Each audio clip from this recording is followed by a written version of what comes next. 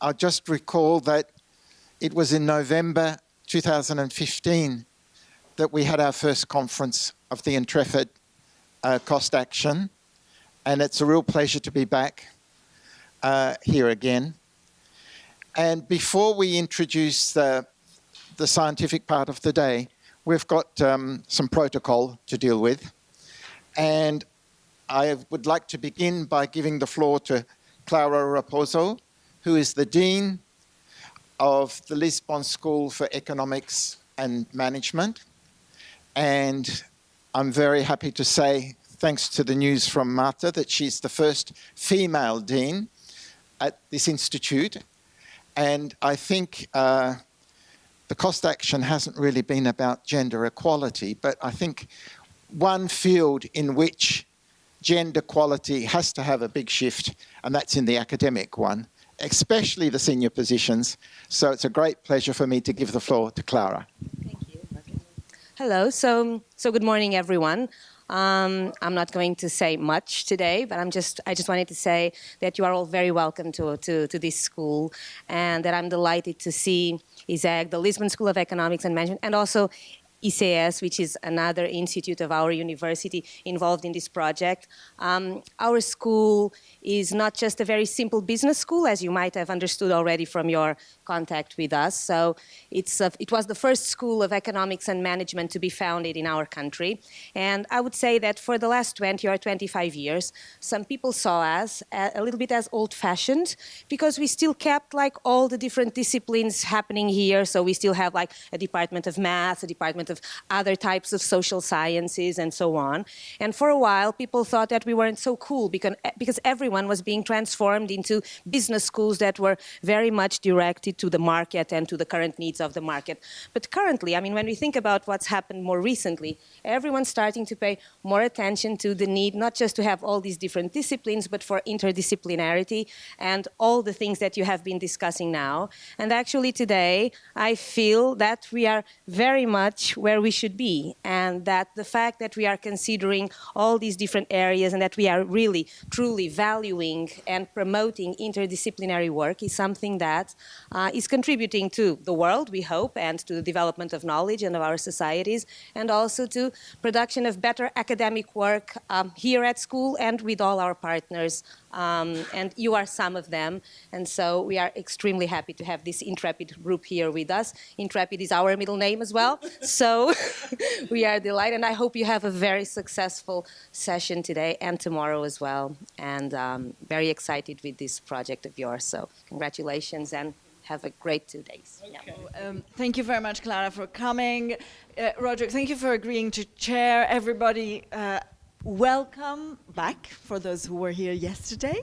Welcome for those who arrived today. I'm just delighted that we have come all the way, 4 years. It's been a long journey, and it's been full of really interesting meetings and discoveries. For some challenges, inevitable when you deal with interdisciplinarity, and then you add transdisciplinarity to it and try to work out what it is. We discussed it a bit yesterday. We won't go back to the discussion of what we mean. We will really, I'm looking forward to these 3 days as a celebration really of the work that we've done together, of having met each other and created some really interesting collaborations and bonds, and getting to know the different perspectives that we all hold and learning from each other. I have learned so much from all of you, and I'm really not saying this just because I'm standing here at the end of 4 years. It's been, as Marta knows, I've learned a lot from her in particular. We've really been tied together in quite a unexpected 4 years. For me, it's been tremendous, and I'm really grateful that you are here. I'm grateful for all the work that you will share in the next 3 days, and I look forward to really celebrating and enjoying this wonderful, unbelievable, and a little bit too hot weather, but we won't talk about climate change in the next 3 days. We'll deal with that on the weekend.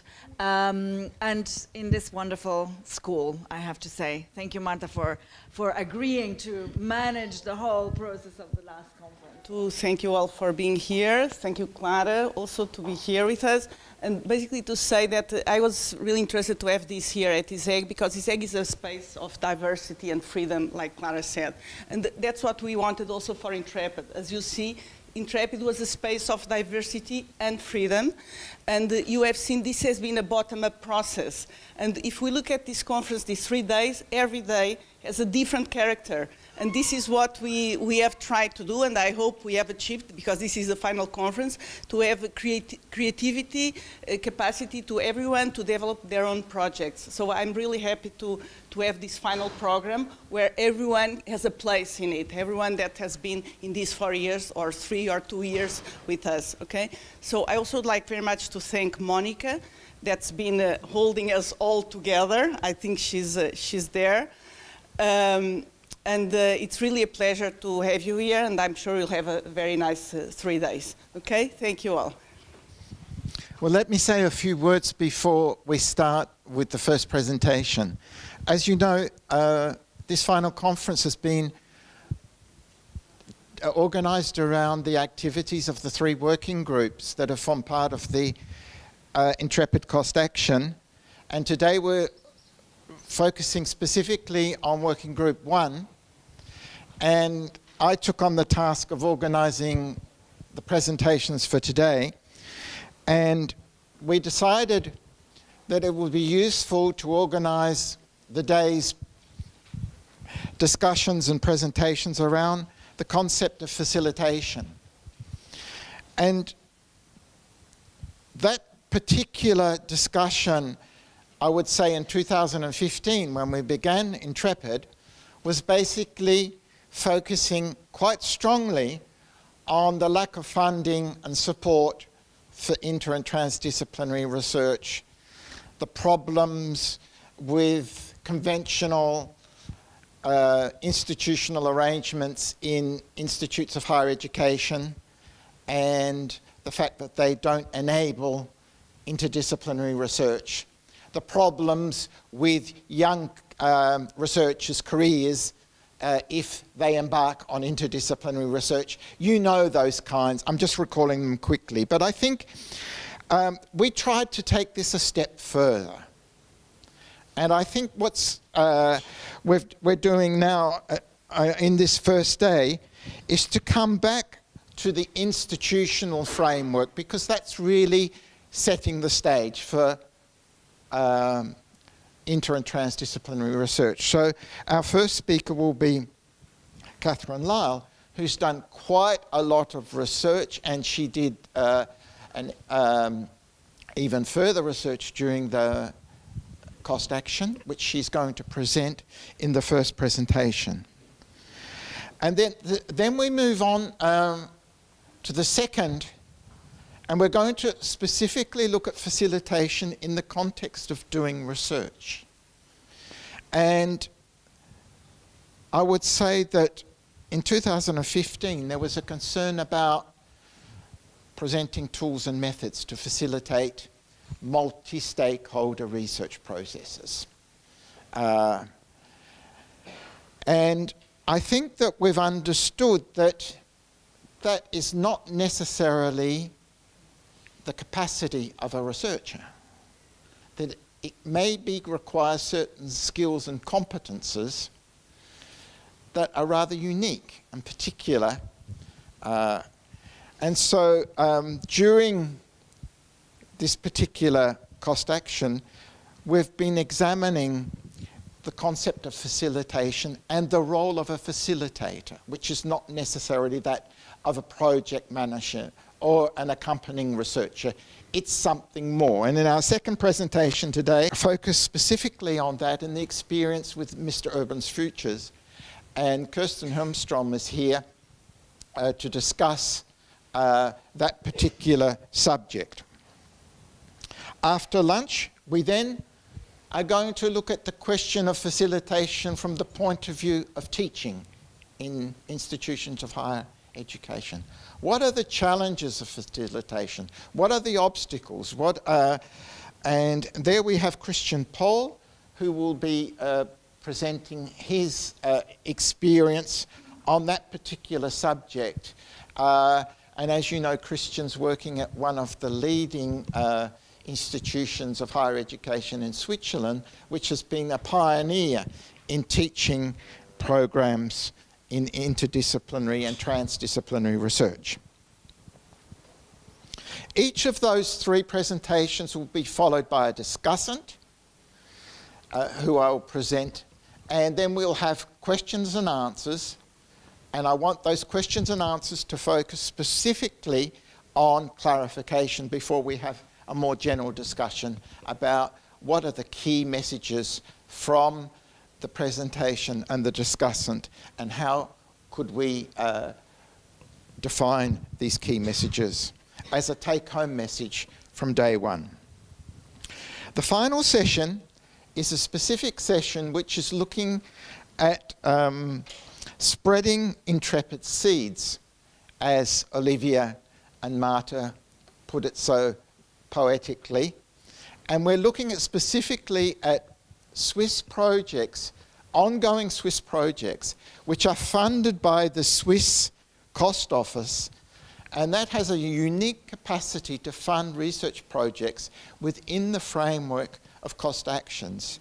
And fortunately, we have 2 projects, and they're going to be presented in the last session. The first one by Tobias Buser, who is here present. Welcome, Tobias, after your night flight. And then Pauline Plagna and Patrick Neff from the University of Geneva. And then at the end of the day, we will try and round up and bring this all together. So that's the menu.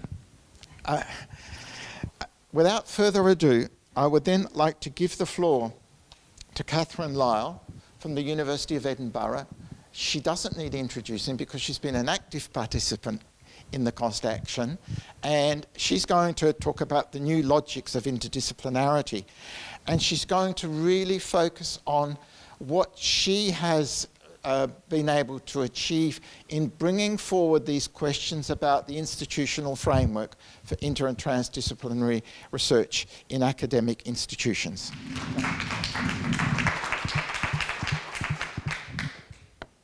So it's wonderful to be back in Lisbon. Thank you very much for inviting me back. I think, like a lot of people in the room, I can't believe that it's 4 years, longer even, since we started this journey of writing the proposal. When I was listening to Lise and Katrina's lovely presentation yesterday afternoon about our respective journeys, I think I would have maybe classed myself as one of the occasional visitors. I reckon I've been to 5 of the meetings. So you were asking, how often did we come? So I've managed maybe 1.25 meetings a year. So that's not too bad. But really pleased to be back at the end to see how everything's progressed. And as Roderick has said in his kind introduction, I'm going to talk a little bit about the governance of interdisciplinarity, particularly from the perspective of how institutions, how our universities treat interdisciplinarity, transdisciplinarity, and particularly how they support or otherwise academic careers. And this is work that has been enabled very much by the cost action, because through one of the STSNs, I was able to spend time at LERU, the League of European Research Universities.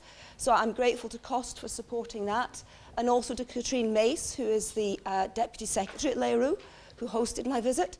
And as a result of that, I was able to extend my interview process to include a number of the vice-rectors of research from the LERU universities.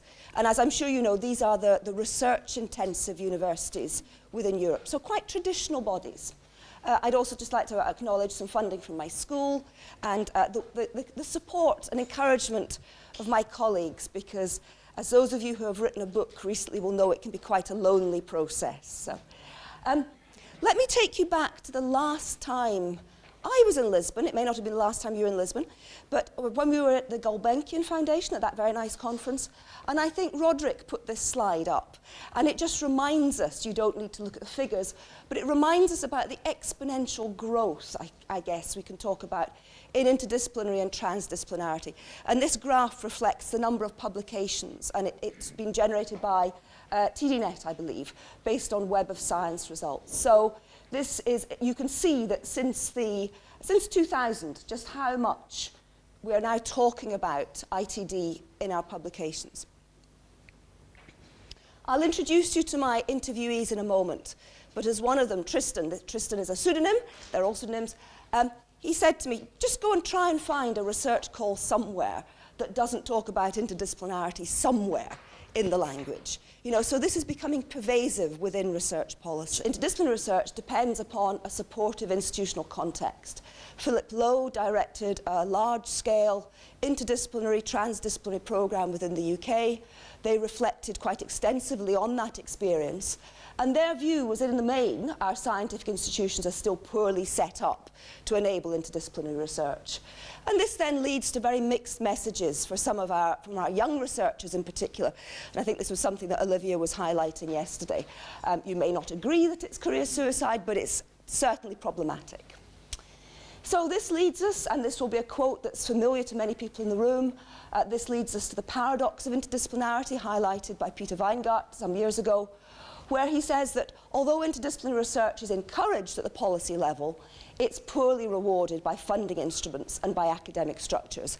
And there's been more recent data, I think again it was thanks to Roderick that I found this article in Nature, based on data from the Australian Research Council, which found that the greater the degree of interdisciplinarity within research proposals, the lower the probability of actually being funded. But what about this? Some of you might remember Felicity Callard, who was one of the keynote speakers at the Gulbenkian Foundation. Felicity Callard and her collaborator Des Fitzgerald led a major interdisciplinary initiative based around the neurosciences, funded through the Wellcome Trust in the UK. She's written a very nice book, they've written a very nice book called Rethinking Interdisciplinarity. And at one point in the book there's this quote that says, actually, the risks of interdisciplinarity aren't what they used to be. Maybe we go on too much about all the challenges and the difficulties. And that made me stop and think, oh, that's interesting. So I was fortunate to be on sabbatical last year, and I was able to do some of my own research for a change instead of managing a department of academics, which, as we all know, is a joy. So my research question, and I should say, those of you who know me, and I was joking about this over breakfast this morning, my style as an academic researcher, and therefore the tenor of the research that I tend to do, is to concentrate on suggestions for improvements based on practical experiences derived from empirical data. So this is not a piece of work based on something that's highly theoretical. I'm not trying to develop taxonomies. I just wanted to go out there and find out in the UK how are interdisciplinary academic careers developed and supported. And being the sort of researcher I am, the research question actually ended up being how should institutions develop and support interdisciplinary careers. So I spent the first 6 months of last year on fieldwork. The first tranche of this fieldwork consisted of 22 career history interviews with British academics, primarily in research-intensive universities, whose PhD studies had been specifically funded by one of two interdisciplinary studentships that were previously offered by our research councils. So these are academics who have always been interdisciplinary. They've been trained right from the beginning as interdisciplinarians. And I had a spread of experience within that interview sample, the most senior of whom was a professor and 15 years post-PhD, the most junior of whom were research fellows who were about 4 years beyond their PhD level. And so with these career history interviews, I asked them about how they had become an interdisciplinary researcher, what their motivations had been, what their career aspirations had been when they were graduate students. I asked them to reflect on career highs and lows and on key turning points within their careers. And these were qualitative interviews, generally an hour long, generally face-to-face, some of them were by telephone. And then I complemented these interviews with the interviews with around 10, well, there were 10 interviews, mainly university leaders, so primarily at the level of vice-rectors of research within some of the Leiru universities. Now, the reason I had picked Leiru was that some years ago, and again, those of you who were at the Gulbenkian meeting will remember Katrine Mace talking about the Leiru report on interdisciplinarity in the 21st century university. So my rationale was that these vice-rectors would have been sensitized to this topic. They had already taken part in discussions around this topic. And this was the aspect of the interviews, the fieldwork that was supported through the STSM. So you know what it's like when you do qualitative interviews, you end up with masses of data and you're thinking, right, what do I do with it now? And so I use this concept from Katrien Lindvig's work of the loud and soft voices of interdisciplinarity. And Katrien Lindvig talks about the loud and performative voice of interdisciplinarity that's present at the strategic and institutional levels. And she contrasts that with the quiet, productive voice of those who are engaged in its daily practice. And this was clearly what I was seeing through my interviews. I was talking to the loud voices, the university leaders, and the soft voices, the people who are actually day-to-day teaching and researching in ITD. And what I find is a series of quite distinct misalignments between these loud and soft voices. So I'm going to take just a few minutes to talk through some examples of this. Obviously not going to have a lot of time to do this in detail. But the first of these was that clearly there is a funding driver in the UK and I'm sure elsewhere in Europe. Institutions are very much influenced by where they can get the money from. And I heard from these senior university leaders about these wonderful interdisciplinary initiatives. In the UK at the moment, we have something called the Global Challenges Research Fund, which is driving a lot of interdisciplinary research applications at the moment.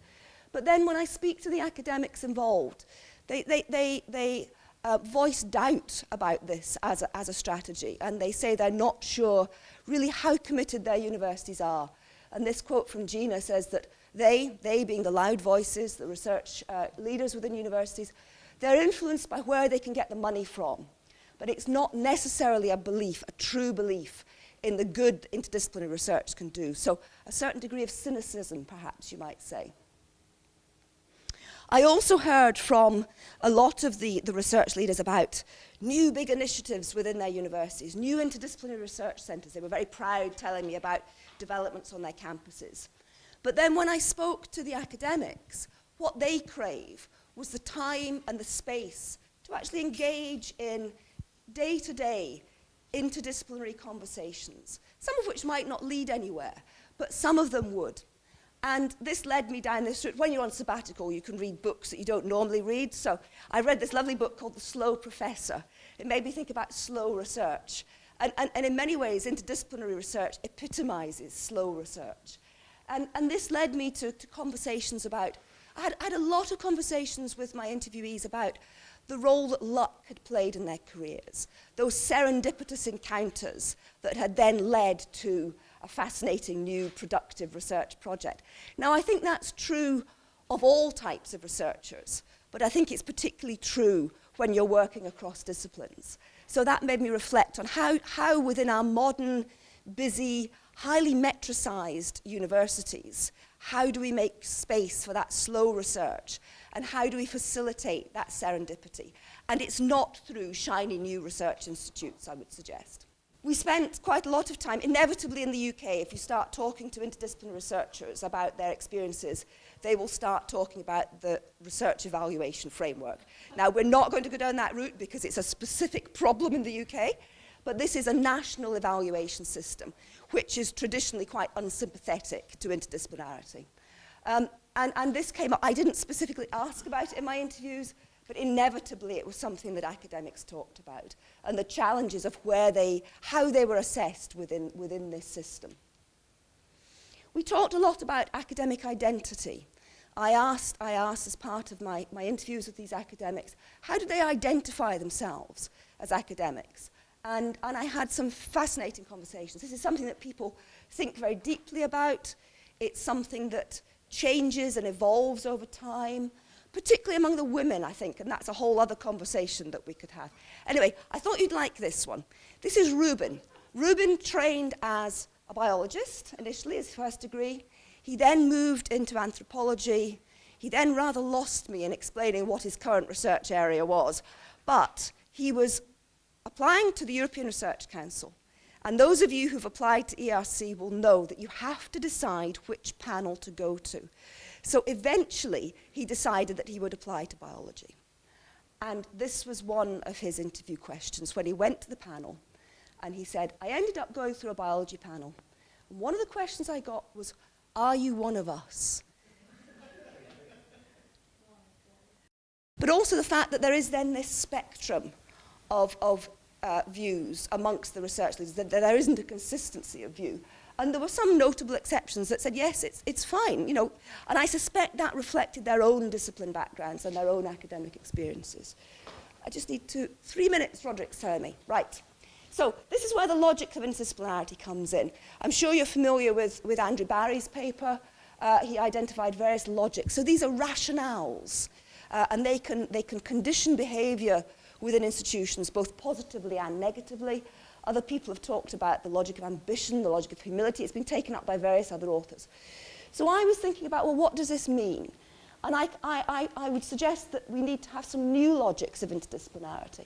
And the first of these is a logic of intention, so that if institutions are going to embark on a successful strategy of fostering interdisciplinarity, then there has to be clarity of purpose to try and move away from these very mixed messages that the younger researchers in particular are hearing at the moment. And that there then has to be a logic of commitment, so that if institutions are going to develop interdisciplinarity effectively, it requires a whole institution approach. Now, I am not saying that everybody has to be interdisciplinary. Clearly, that's not the case.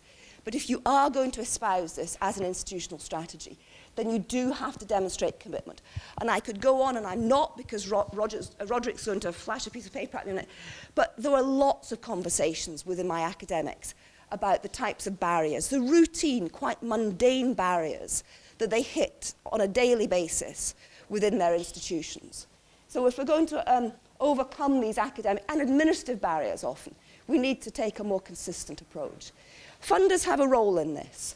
I think I would argue that funders have a role, but they also have responsibility.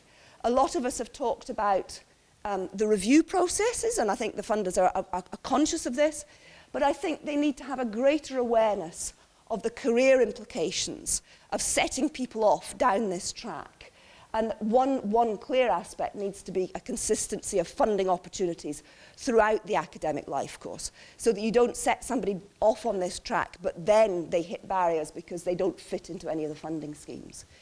In terms of putting these logics into practice, it was interesting. I asked my interviewees whether they had any specific guidance within their promotion documentation for their universities about interdisciplinarity. And my university, Edinburgh, is the only one who currently have some form of guidance on how interdisciplinary and team research is treated within promotion and grading structures. I'm not going to talk in any more detail about this slide, other than to say there are various things that we can do, all of us, I think, to foster some organisational learning, and INTREPID cost action has been superb at that. We can think about our own institutions, the administrative barriers, the disincentives, the very mixed messages that perhaps we give. I think all of us need to volunteer to peer review to make this evaluation process more effective, and I know that can be quite a difficult thing to do, to fit into a busy working day. And I think especially we need to provide better training, mentoring and institutional support for interdisciplinary research leaders and interdisciplinary teachers at all levels, but especially at the early career stage, so that there is parity of opportunity, progression and reward, because we're still not seeing that. I'll leave you with this quote from Lisa Latuka. She says, as a community we create our value systems, we can also alter them. So I would leave you with that thought. And do a quick advert for the forthcoming book. So I've written this research up. It should come out in a Palgrave Pivot. These are short publications. They're 45,000 words, so hopefully they're readable and accessible. We're still discussing the title. I think it won't come out under the title of New Logics. I think it's going to be something like Becoming an Interdisciplinary Academic. So please look out for that later in the year. Thank you very much. Good morning to you all. My name is Helena Guimarães. Most of the INTREPID network knows me because I've been a participant of INTREPID network as much as possible, as I could. So I've tried to be present in all of the meetings organized during INTREPID. I also did a short-term scientific mission. And I'm a researcher at Évora University in a research center regarding agriculture and environmental science in the Mediterranean. where we are located as well. And so I've talked a little bit with Catherine about her presentation before, and this allowed me to have this PowerPoint. And what I'm going to do is just pinpoint 3 main points which I think could feed our discussion of today about what Catherine has presented. So the first thing I would like to get is a quote from Catherine, from her book, trying to, yes, I didn't explain the way I organized the presentation. So by looking at what Catherine presented, I turned this question upside down. So how new logics of interdisciplinarity can help ID and TD researchers shape their own institutions? So a bit more proactive in this role of shaping the institutions we are in. And then I use a quotation from Catherine in her book about herself, about this issue that she never felt a strong disciplinary affiliation, which is something that I also empathize, because that's me as well.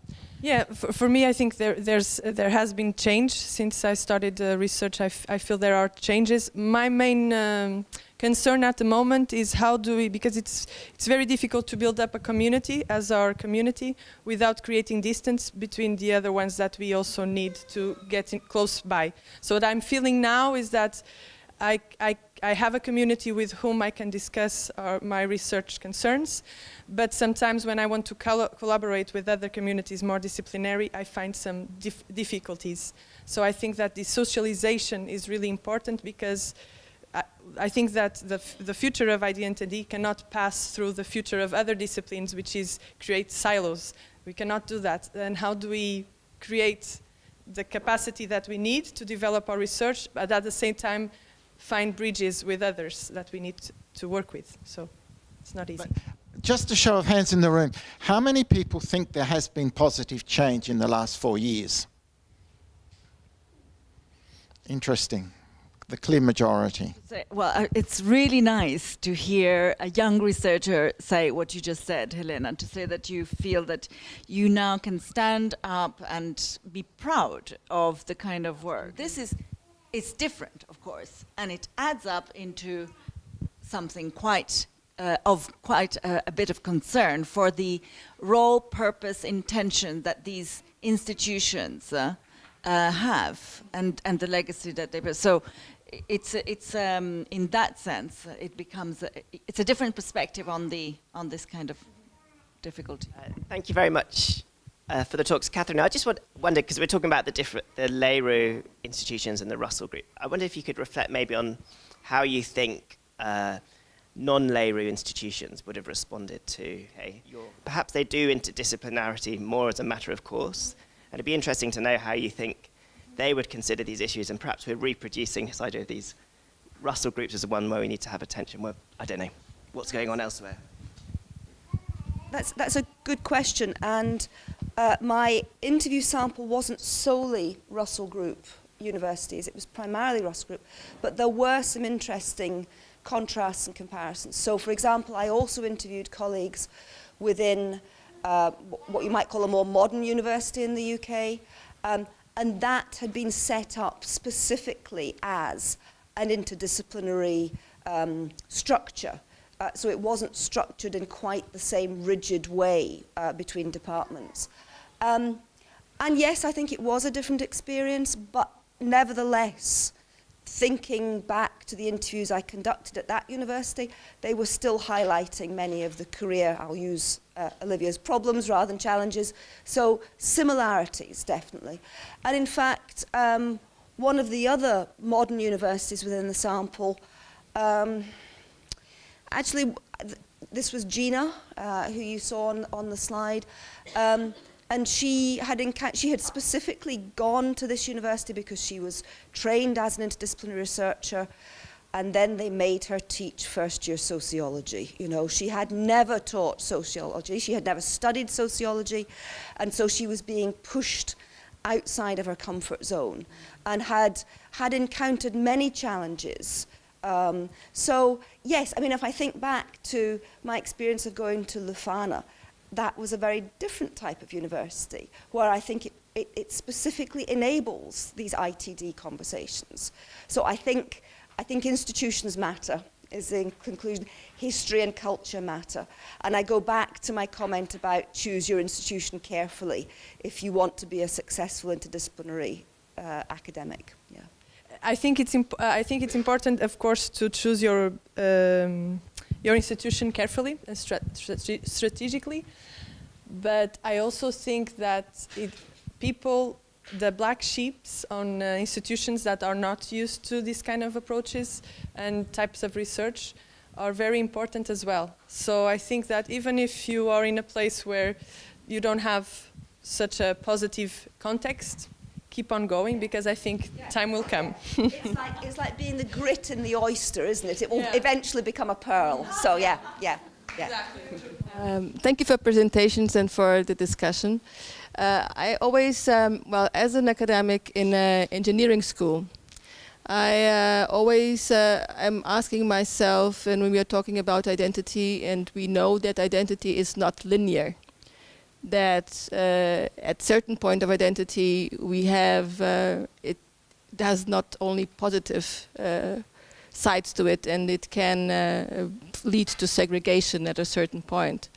So how much identity of what do we need? So if I'm teaching civil engineers and architects and environmental engineers, how much do they need of their own identity, so of sense of belonging to a group, and how much transdisciplinary identity can we build on that and build in this concept? Or are we moving towards a new paradigm, which is, well, we are all transdisciplinary, and then we will have, well, because we cannot embrace the world at all at the same time, we will have to kind of find boxes within transdisciplinarity.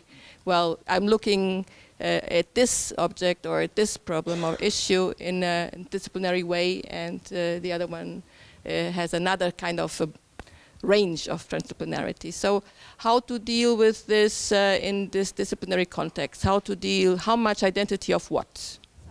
This question of identity was an interesting one. And I think you're right, it was quite fluid within my interview sample. People's identities or their affiliation with an identity had changed and evolved over the time of their career.